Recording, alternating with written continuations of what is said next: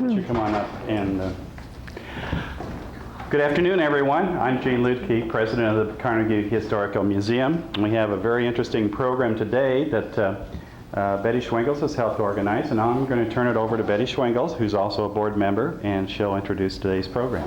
Betty? Thank you. We also need to notice the program's husband, Ed Green, over here. Some of you know her, Kay, from having been in school with her, I hear. And some of you are in school with her sister, probably, and maybe with her two brothers along the way. So all different people know them from different ways, but let me tell you how I know her. I worked for her father in the Parsons College Library for 4 years, and he was not easy to work for. You know that already. Yeah, he was particular. And one time we had water get in the basement of the library where some things were stored. One of the things we had was a huge dictionary. It must have been that big, the kind that they didn't take anything out of. They left everything in, you know. And it got wet. So every day from then on, forever and ever, I went over to their house, which was across the street and up the hill, and put that big thing up on the ironing board and ironed each page. I never knew that. I was probably in school whenever you were there. You weren't there, but I got acquainted with your mother. Oh, I'm sure. To dry the pages and make them not wrinkle up and everything. Oh, it was an endless job. Boy. I don't think I ever finished it before I graduated. Well, think of the education you got. Yeah, I didn't have time to read it. Anyway, the Greens have had much experience in many different areas. Ed has been a superintendent of schools and has worked with Indian Hills and has helped get the establishment of the community colleges. And Kay has been a teacher, English teacher. All sorts of things. All sorts Music. of things. Here in Fairfield. Places at different times, so they have a broad background of experience. These things, however, have to do with her family. Her father, an uncle, or two uncles. and a great uncle, I think, were involved in missionary work. And she's going to tell us. Well, I guess that tell us it about isn't some. quite accurate, because my father and his brothers went over and spent a year or two in the mission station where my great uncle was in charge, and they were there for I think one uncle was there maybe 4 years, but the other two were there 2 or 1.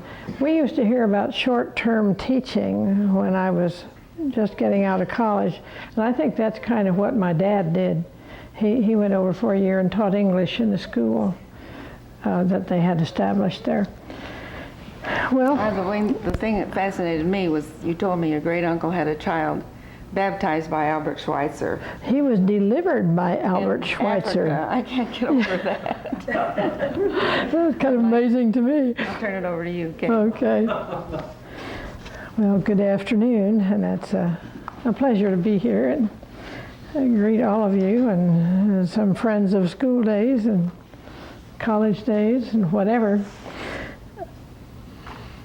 Part of our family history, I think you need to understand the generations involved.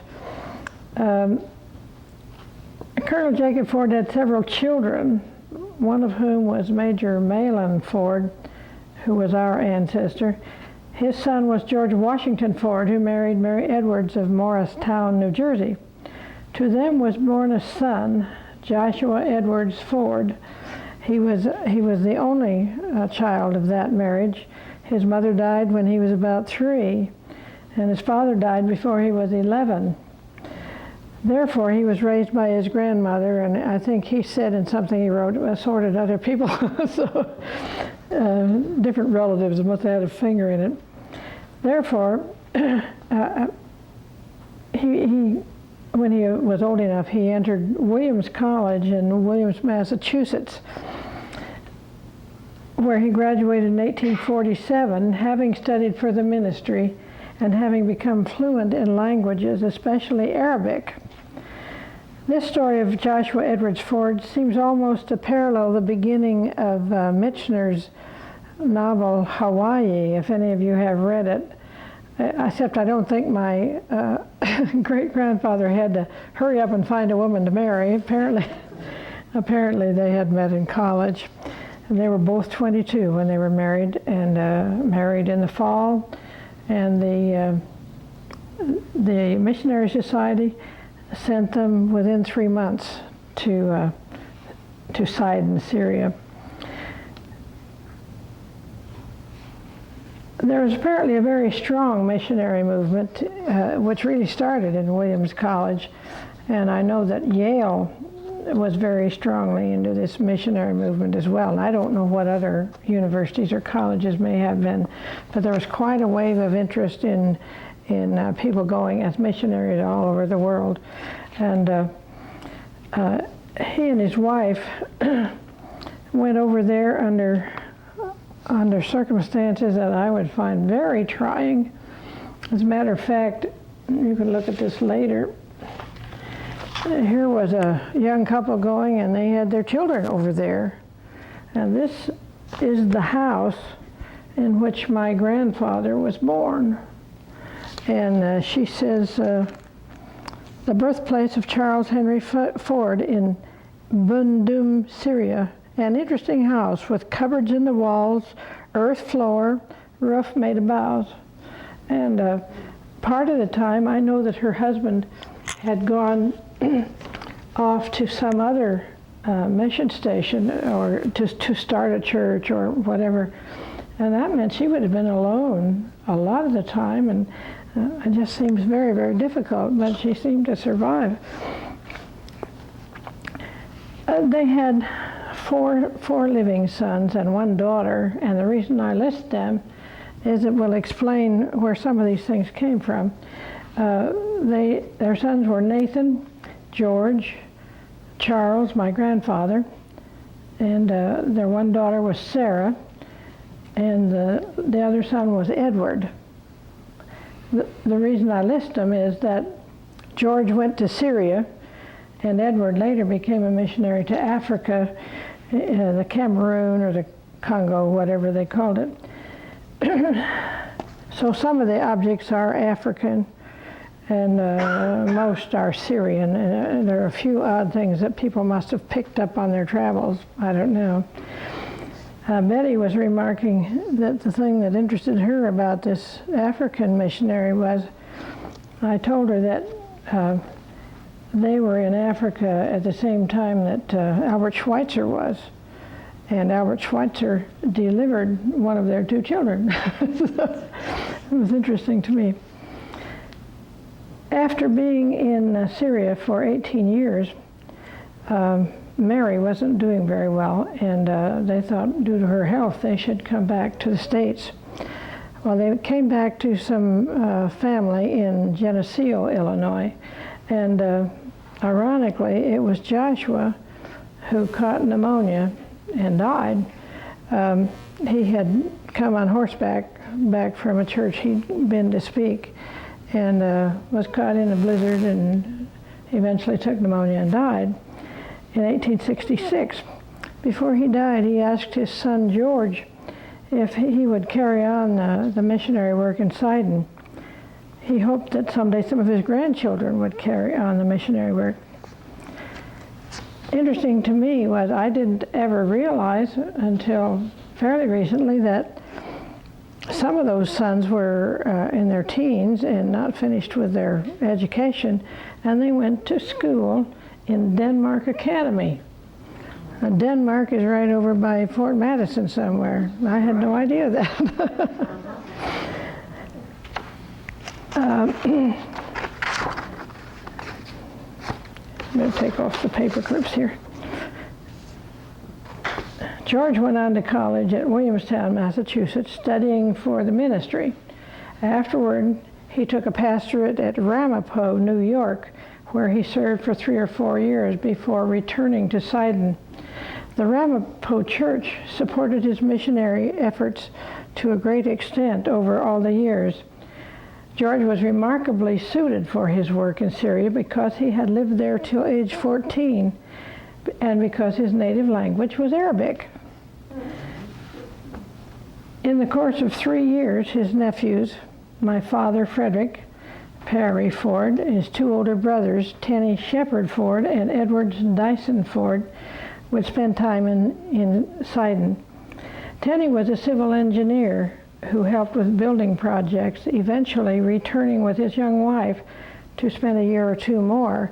And of course, because he got involved in building projects, they were often in the business of digging for a foundation. And anywhere you dug in that territory, you were interfering with a long ago culture or in a cemetery or something. So a lot of things came back with my Uncle Tenney.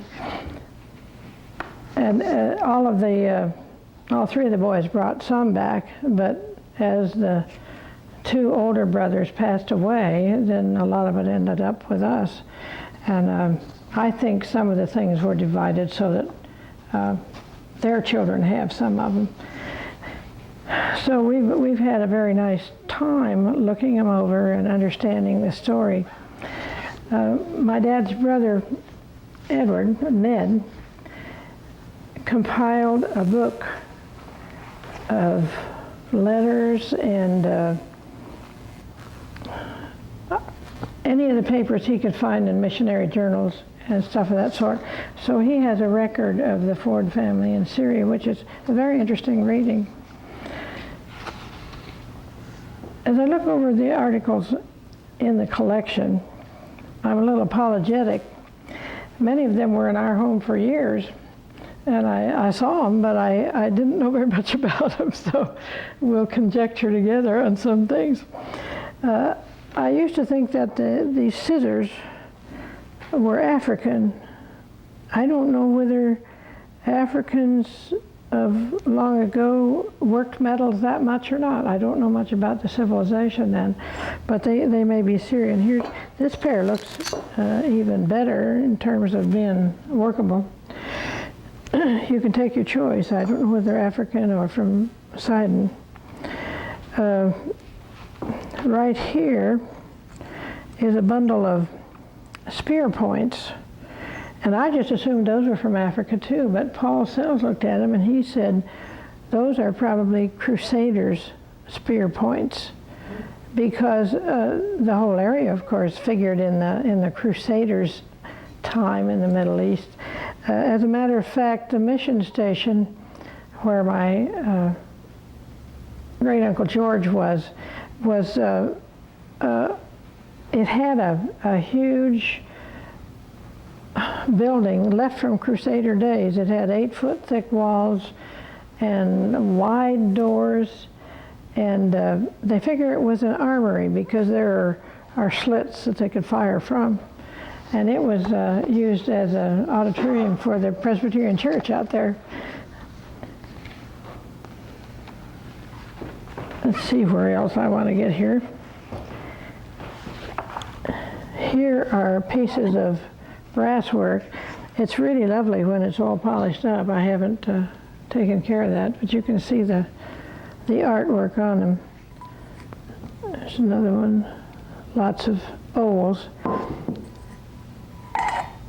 And I think there's a bigger one like that at home. So pretty. You can see the designs on it, I think, better than the others. And here's a nice little bowl. Sidon was noted for their brass work and for the artistry of it. And in the Bible, when it talks about Solomon's temple, Solomon sent to Sidon for the artisans and for the brass work that he needed in the temple. And somewhere in the Bible it tells about the molten sea. It was a huge, huge, huge brass vessel. And I have no idea how big it was, but it was just bigger than I can conceive of having in a temple. And it came from Sidon. Now Sidon and Tyre were what do you call them, sister cities, or they were part of Phoenicia. Of course, our alphabet came from Phoenicia. And Tyre was the center for purple dye and purple cloth, beautiful cloth. And so many things that Solomon wanted came from Tyre. I brought these things because, well, I guess my dad gave us a storybook years ago about two children of Tyre, and it told all about how they would dive for this tiny shell and bring it up and crush it. And inside there was some little sack of purple dye. And you can imagine how small that would have been and how many hundreds of thousands of Murex shells would result. And so he just picked up these and strung them and brought them home. But he said there was just a mountain of those shells around. Several years ago, when we were in the Presbyterian Church in Ottumwa, a very imaginative lady there was teaching a Sunday school class about Paul's travels, and she'd say, well, now Paul is in Bloomfield today, and next thing he's going to walk to Albia, so they get some idea of distances. And so one day she asked Ed if he would be Paul. Well, sure, he could be Paul, but he was supposed to come and let the kids ask questions. But what she didn't know was that Uncle Tenney had brought back some lovely Syrian costumes that they had used in his church for Christmas programs and such. So we decked Ed out in a Syrian robe and the whole works. And when the kids came, why, they were just so interested and asked questions. And afterwards, when there was no costume left and it was time for church, why, he'd find youngsters saying, hey, Mom, that's Paul. I can imagine it was a pretty nice experience for kids. Well, at the same time, she turned to me and she said, will you be Lydia? I didn't know a thing about Lydia, so I spent my time in church reading in the Bible about Lydia, and Lydia was a seller of purple. And I learned that morning, and I just wished I had these shells there because it would have worked in very nicely. Okay, let's see what my next venture is here. The Ivory letter opener, I don't know for sure where that came from. It could be either Sidonian or African. Africa seems like the logical place where you might find something like this. And of course you couldn't buy anything like that now because most of the world prohibits the sale of ivory to protect the elephants. Now there are assorted things here that don't have anything to do with Sidon. And these tiny shoes have come from somebody's travels. They're Chinese shoes for bound feet. And the biggest one is this one. And can you imagine a Chinese child whose feet were so deformed that they can wear some of these? They're not dolls, they're a real thing. My granddaughter was telling me the other day, she said, oh, Grandma, I remember those little shoes. Katie and I used to put them on our fingers and go walking. The storybook here, this is illustrated. I wonder if it isn't a language book in Arabic. You see, it has the pictures with the words beside them. And somebody has written in the translation. Now, my great-uncle George had a great deal of language facility, my father told me. He told me too late because I was through taking languages, but he told me that maybe I'd inherited that facility. I don't know that I did, but it says here, I had to look it up because I couldn't remember, that he spoke fluent Arabic, Turkish, and French, as well as being skilled in German, Greek, and Latin. And that doesn't even count English, does it? Well, it was very helpful in that part of the world for the missionary, and he got into some diplomatic things during World War I, where he could translate the papers that came in for some consul or another. In connection with the Arabic books, here's an Arabic Bible, and of course you start at the right and read to the left in Arabic. I remember my father could recite the Lord's Prayer in Arabic. It's very guttural language, and we thought that was the funniest thing. Now this must be a testament, I don't know, but it's pretty small. And I can't read it enough to tell you what it's a translation of. But in connection with Arabic translations, George Ford, with his facility in languages, translated a number of things, and one in particular was a hymn book. And I suppose this was a hymn book with just the words, as many churches have. It didn't have music, but he translated that, and 3 generations later, our nephew Paul and his wife were missionaries to Sudan, and they found that translated hymn book by George Ford still in current use. So they were delighted. Now the pen knives here evidently are bone or horn handled and then set with colored stones or colored shell, whatever, and then some very lovely knives from Damascus had handles like that. I think we saw things like that in New Zealand, where they used this type of inlays when we were there. This one, I think, is especially beautiful.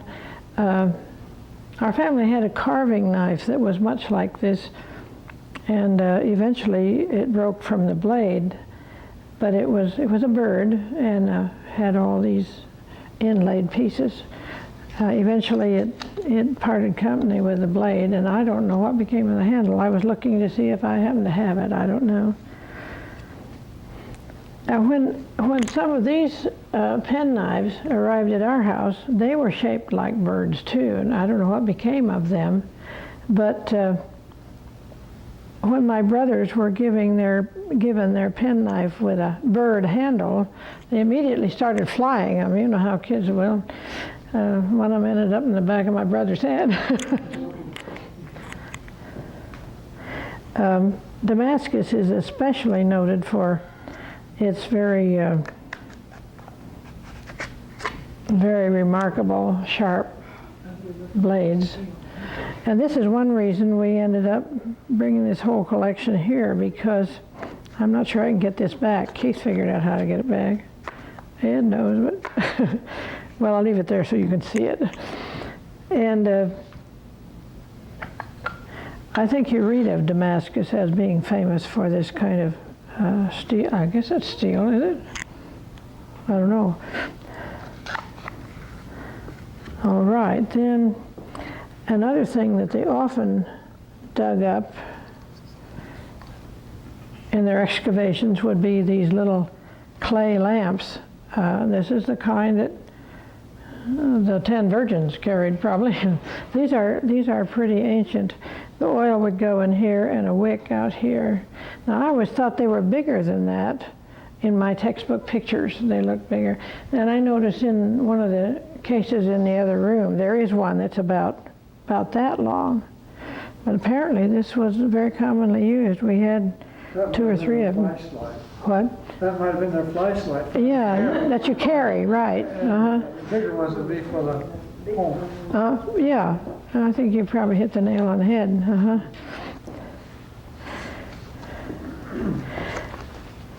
Those probably are as ancient as anything that we have here.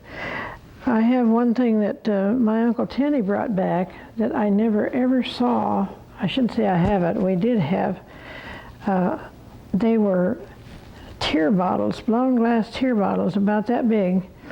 And my Uncle Tenney had specified that Dad should take them to the Oriental Museum in Chicago. And he wouldn't let us unwrap them because he was afraid we'd break them.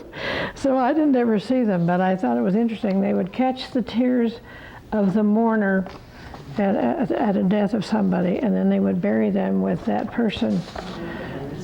I don't know how you catch tears, but... Well, I was going to ask you that. Were they expanded at the top, maybe? I'm sure they may have been, but I never saw them. Well, I know. I just wondered. They could well have been. This piece of pottery is about the only piece of pottery we have here. And I have seen pictures, and we have had a little model of the jars that they carried water in. He tells about people going to the river a mile away, and they had to scramble down a bank as high as the Empire State Building, fill their jugs, carry them on their head back, and that would be their drinking and cooking water.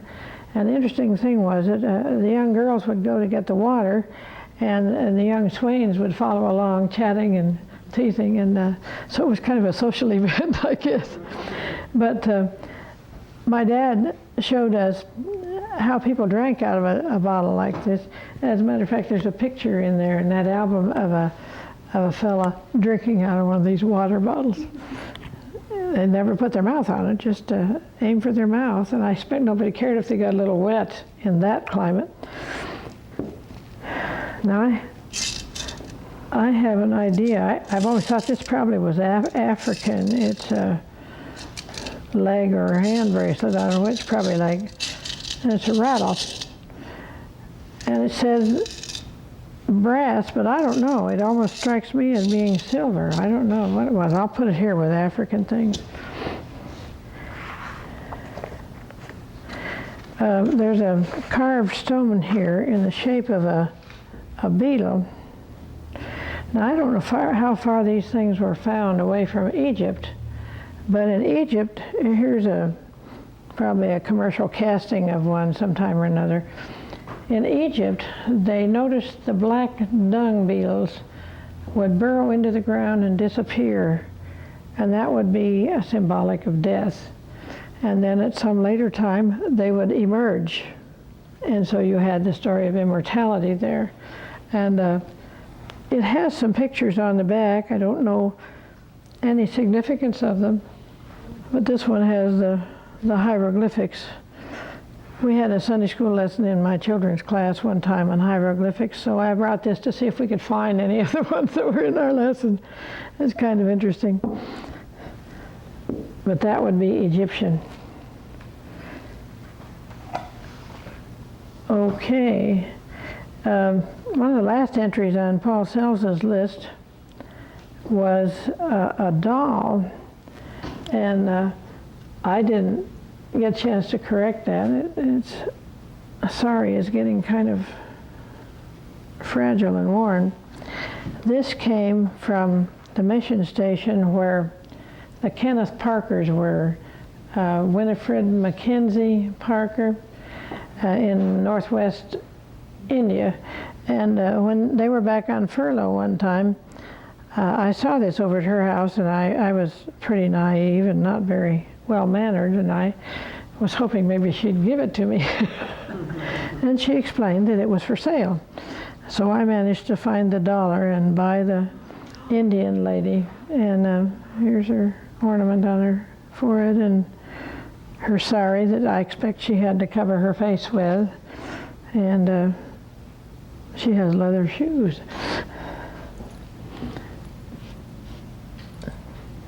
Now, what have I missed? Did you play with the doll after you? What? Did you play with her after you? I don't think I did. I think I was old enough that I knew that I couldn't play with her. I can't say that so much for some other things I had, but now I was interested in this from the fact that I taught music. This is an early ancestor of a bassoon, an oboe or something. Anyway, these pieces I think must have been reeds, because here they're cut out as if something was meant to vibrate. I don't know just whether those were mouthpieces or how it went together, but it's a long ago thing, and yet I expect it's around even still. That's a bamboo pipe, and you see pictures of shepherds playing on a pipe like that. Now, what else? This one I think maybe should be titled on this, because people might not know. This is alabaster. This carved plate is alabaster. I used to take it to school to show my children when we sang about "Thine alabaster cities gleam." Interesting. Rattles down here at the end. Oh, now these things are I'm just sure are African, kind of like a bell. I don't know whether that could have been on an animal or not. And this one, it's just lots of fun.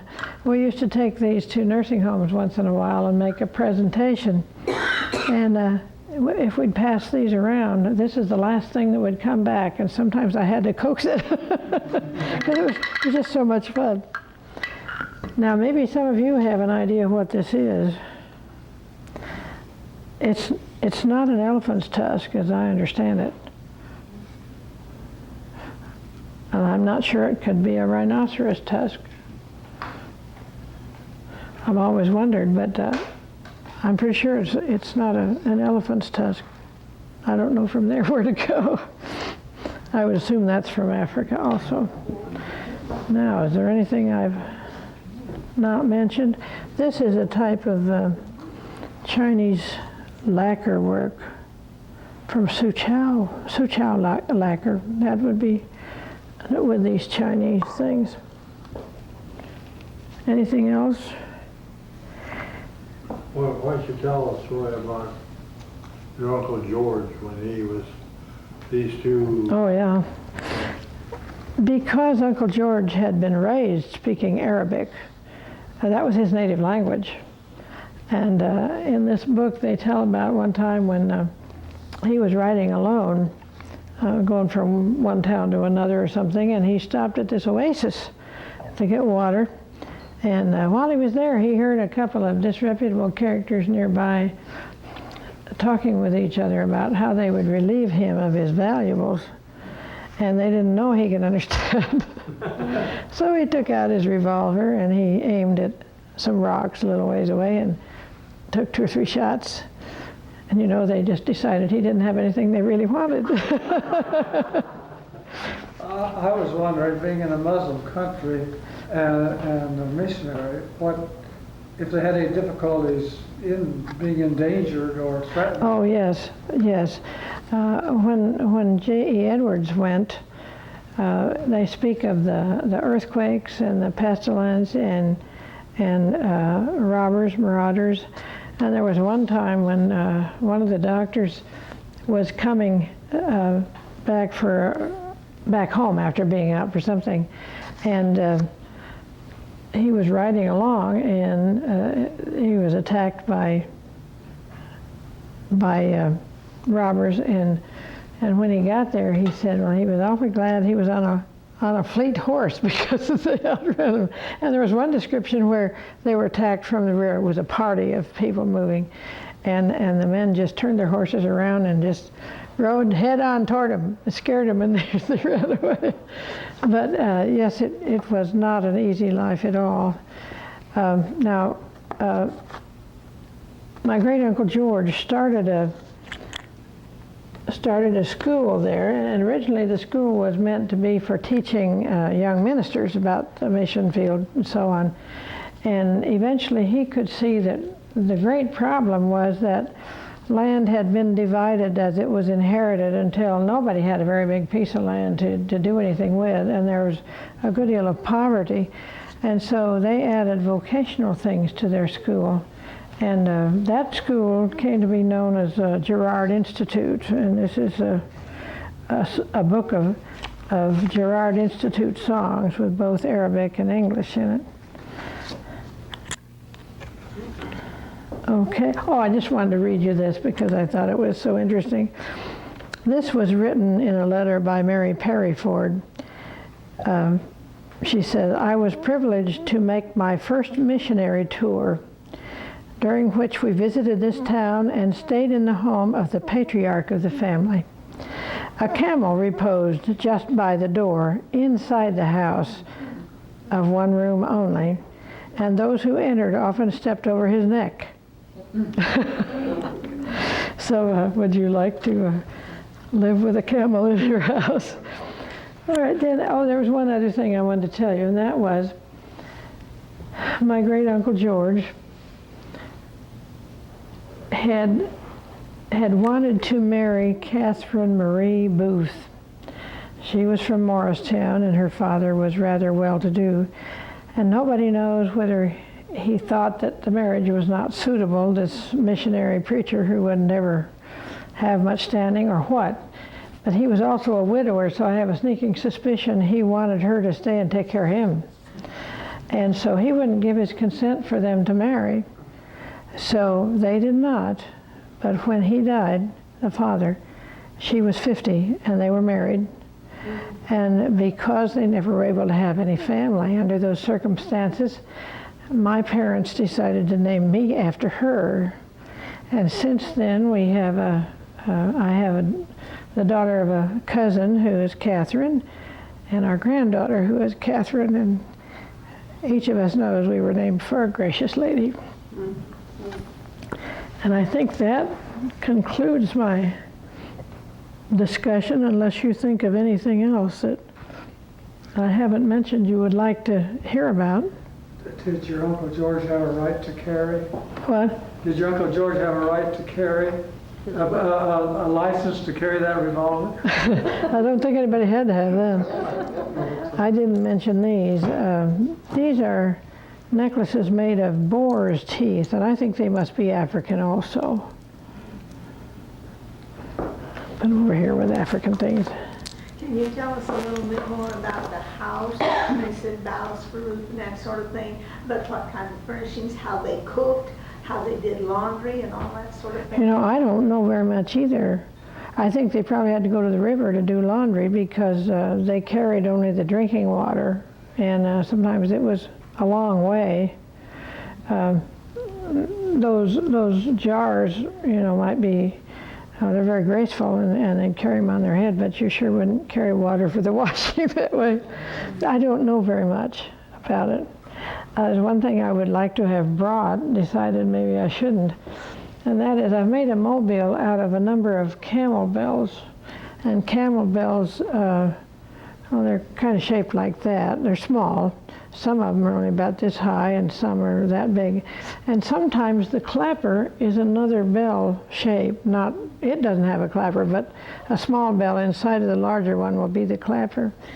And my Uncle Ned says someplace that he remembers lying in his bed in Sidon, and the main thoroughfare path, whatever it was under the window there, and he could remember hearing the soft pad of camels going along and the tinkle of their bells.